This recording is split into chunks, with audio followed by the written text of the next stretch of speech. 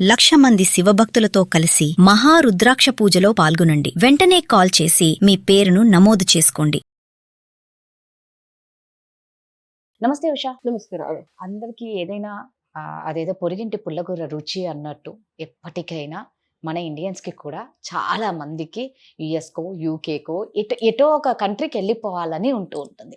అయితే దీనికోసం అక్కడికి వెళ్ళనీకి ఈ వీసాల కోసం ఎన్ని లక్షలు వాళ్ళు అప్పులు చేసే వాళ్ళు ఉన్నారు, ఉన్న ఆస్తులు అమ్ముకునే వాళ్ళు ఉన్నారు. కొంతమందికి మేము మోసపోయామండి, మాకు అన్యాయం జరిగిందండి అని బాధపడే వాళ్ళ సంఖ్య కూడా ఈ మధ్యకాలంలో బాగా వింటున్నాం. అసలు ఎందుకు మోసపోతారు, అసలు ఏం జరుగుతుంది?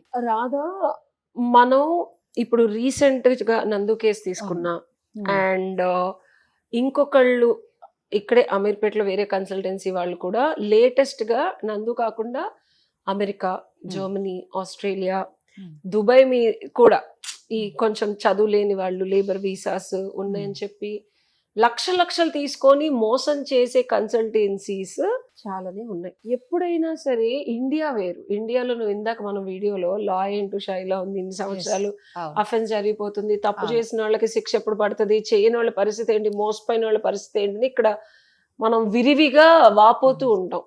కానీ నేను నిన్న ఒక లండన్ లో ఒక స్టూడెంట్ 13 year old అమ్మాయికి పిచ్చి వీడియోలు పంపించి ఆ అమ్మాయిని కలిసి నేను ఇండియా తీసుకెళ్తాను, నీతో ఇది చేస్తాను అది చేస్తానని పంపిస్తే అక్కడ ఒక స్వచ్ఛంద సంస్థ వాళ్ళు ఇతను ఇలా చేస్తున్నాడని ఒక అమ్మాయి క్యామఫ్లేజ్డ్ గా వెళ్ళి పట్టుకొని అమ్మాయి క్వశ్చన్ అడిగింది, ఇండియాలో ఇలా చేస్తే మిమ్మల్ని ఏమనరా, ఇది అఫెన్స్ ఇక్కడ అంటే ఇండియాలో అలా ఏం లేదన్నాడు. Can you believe that? So మన ఇండియన్స్ ఇక్కడ నేను చెప్పేది ఏంటంటే ఈ కన్సల్టెన్సీస్ మోసం చేసే వాళ్ళు ఏమని వీళ్ళ మీద వాగ్వివాదాలకి దిగినప్పుడు, అంటే మమ్మల్ని మోసం చేశారని వీళ్ళు అన్నప్పుడు మాకేం సంబంధం లేదని కన్సల్టెన్సీ అన్నప్పుడు కన్సల్టెన్సీ వాళ్ళు చెప్పే వర్షన్ ఏంటంటే వీళ్ళు క్రిమినల్ అఫెన్సెస్లో ఇరుక్కొని డ్రంక్ అండ్ డ్రైవ్ చేసి తప్పుడు విధానాల్లో డబ్బులు సంపాదించి అమ్మాయిలతో లేనిపోని అసభ్యకరంగా బిహేవ్ చేసి వాళ్ళని ప్రెగ్నెంట్ చేసి వీళ్ళ మీద కేసులు అవడం వల్లే వీసాలు క్యాన్సిల్ అవుతున్నాయి అని కన్సల్టెన్సీస్ వ్యక్తపరచడానికి చాలా గట్టిగా ట్రై చేస్తున్నాయి. ఇట్ డజంట్ మీన్ వాళ్ళు మోసం చేయలేదని కాదు. ఓకే, యాక్చువల్ గా వాళ్ళు కూడా రీసెంట్ వీడియోలో వాళ్ళు చెప్పడం ఏంటంటే మీరు వచ్చిందే బ్యాక్ డోర్ లో, చేసిందే తప్పు, డబ్బులు ఇచ్చి అసలు ఇక్కడికి వీసాలు తీసుకోకూడదు, మీరు డబ్బులు ఇచ్చి మీరు తప్పు చేసి మళ్ళీ మేము చేసిందే తప్పు కానీ మా డబ్బులు తిరిగి ఇవ్వండి అంటే ఏం మాట్లాడుతున్నారని కన్సల్టెన్సీ అంటాలో తప్పులేదు. ఫండమెంటల్లీ అసలు వెళ్ళటానికి వీళ్ళు డబ్బులు కట్టక్కర్లా. ఒరిజినల్ గా నీకు అక్కడ జాబ్ ఆఫర్ ఉంటే ఆ జాబ్ ఆఫర్ కి నువ్వు కనుక సరైన వాడివి అయితే ఒక పర్టికులర్ కంపెనీ నిన్ను స్పాన్సర్ చేస్తే ఆ కంపెనీ ద్వారా నువ్వు ఫలానా ఒక XYZ అనే ఒక అమెరికన్ అవని లండన్ కంపెనీకి నువ్వు పనిచేస్తావు. ఒరిజినల్ గా నీ దగ్గర ఒకటి ఉంది అని అంటే లేనిది సృష్టించడానికే నువ్వు డబ్బులు ఇస్తున్నావు, ఎంట్రీ కోసం ఇస్తున్నావు, ఎంట్రీ కోసం ఇచ్చావు. సరే ఓకే, ఇది ఇప్పుడే కాదు రాదా, 40 ఏళ్ళ నుంచి జరుగుతుంది H1 ప్రాసెస్. 40 ఏళ్ళ నుంచి 30 ఏళ్ళ నుంచి కన్సల్టెన్సీస్ కంపెనీ పెట్టుకొని అమెరికాలోను లండన్ లోను సెటిల్ అయిన వాళ్ళు చాలా మంది ఉన్నారు. సో కన్సల్టెన్సీస్ ఏమంటాయి, ఇది కొత్తగా మేమేమీ చేయట్లా, ఆల్రెడీ చేస్తున్నామని తెలిసి తెలుగు వాళ్ళని తెలిసి ఒక సపోర్ట్ స్ట్రక్చర్ గా తెలిసి మిమ్మల్ని నమ్మి మేము రానిచ్చాం. మీరు పిచ్చి వేసి ఇక్కడ పద్ధతిగా ఉండకుండా మీ ఉద్యోగాలు పోతే మేమేం చేయమని వాళ్ళంటే మేమేం పిచ్చేష లేకపోయినా మీరు సరైన ఉద్యోగం చూపించలేదు, అందువల్లే మేమేదో తప్పుడు పని doesn't mean wrongful criminal offence, వేరే దగ్గర ఉద్యోగం చేయాల్సి వచ్చింది, లీగల్ పేపర్ లేకుండా చేయాల్సి వచ్చింది, అండ్ H1 ఉన్నా సరే అమెరికాలో అయితే ఒక చిన్న స్టోర్లో చేయాల్సి వస్తుంది, లేకపోతే కాస్ ఉన్నా సరే ఒరిజినల్ కాస్ కాదు, COS కాదు, ఇది ఒక ఫేక్ క్రియేట్ చేసి వాళ్ళు లండన్లో ఏదో రకంగా ఎంట్రీ అయిపోతే అక్కడ ఏదైనా చిన్న ఉద్యోగాలు చేసుకోవాల్సి వస్తుంది. అలా బతికే వాళ్ళు కూడా ఉన్నారు, నడుస్తుంది. ఇది చాలా సంవత్సరాల నుంచి నడుస్తుంది. ఇప్పుడు ఎందుకు వెలుగులోకి వచ్చింది అంటే మోసం అనే తీవ్రత పెరిగింది గట్టిగా. అలాగా కన్సిస్టెంట్ గా క్రైమ్ ని జాగ్రత్తగా పద్ధతిగా ఒక జాబ్ లాగా తీసుకొని జాగ్రత్తగా అందరినీ బాగా మోసం చేసి కోట్లు గణించినప్పుడు మరి పాపం పండుద్ది కదా. ఒకళ్ళు ఇద్దరు అంటే okay, but when you are doing it as an intentional crime just to earn money, జనాల్ని మోసం చేస్తే ఒకళ్ళు ఊరుకుంటారు, ఇద్దరు ఊరుకుంటారు, ముగ్గురు ఊరుకుంటారు.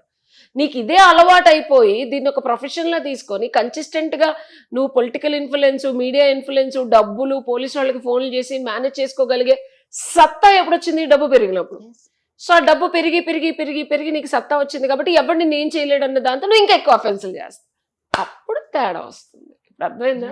రైట్ నిజమే. So దర్స్ nothing wrong of paying money to a consultancy which is happening since 20-30 years. And చాలా కన్సల్టెన్సీస్ అలాగే మీరు చేయలేని పని వాళ్ళు చేస్తున్నందుకు సర్వీస్ ఛార్జ్ తీసుకుంటారు వాళ్ళు. మీకేం కనెక్షన్ లేవు, వాళ్ళు అంత ఎస్టాబ్లిష్ చేసుకుని అక్కడ తిరిగి అక్కడ పిఆర్ మెయింటైన్ చేసి అక్కడ కంపెనీస్తో మాట్లాడి అక్కడ కంపెనీ ఎస్టాబ్లిష్ చేసి ఉండటానికి తినడానికి తిరగడానికి మీకు ఏం లేదు, వాడి దగ్గర ఆల్రెడీ ఉన్నాయి కానీ నువ్వు డబ్బులు పే చేస్తున్నావు. లేకపోతే నువ్వు ఎందుకు చేస్తావు? ఒక్కట్లో నీకు క్రెడిబిలిటీ ఉంటేనే నువ్వు చేసేది. గొర్రె కషాయ దగ్గరికి వెళ్ళి ప్లీజ్ నన్ను చంపే అంది కదా, చూస్తుంది ఆడు చెప్పే కబుర్లు ఉంటది, ఆడు మంచిగా చూసుకుంటాడు, ఆడు ప్యాంపర్ చేస్తాడు, అన్ని క్రాస్ చెక్ చేస్తే ఇస్తావు నువ్వు డబ్బులు. నువ్వేం పిచ్చోడివి కాదని లక్షలు ఇవ్వడానికి కదా.